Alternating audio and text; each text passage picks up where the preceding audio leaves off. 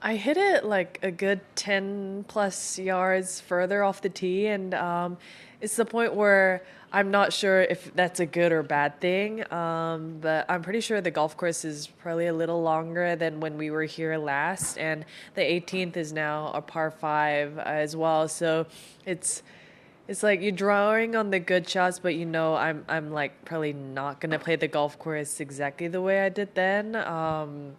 That just seems way too complicated to try and like copy something. But overall, I feel like I've had a good few days to be able to practice and kind of get a good feel of the golf course. And even though it may be super tight, and I like heard it's like Sahalee down here.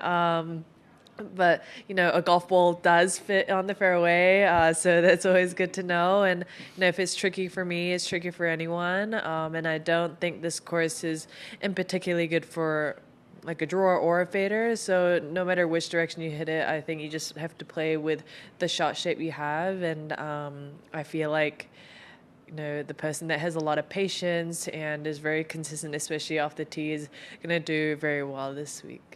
Yeah, a lot of things have happened, to be honest. When it was my 10th year on tour and now my 11th, I was like, wow, I've played professional golf for 11, 10 years. You kind of don't know where it's, gone by. I was trying to count how many U.S. Women's Open I played, and then I saw how many Lexi's played, and I was like, oh my goodness, like we've been out here for a long time.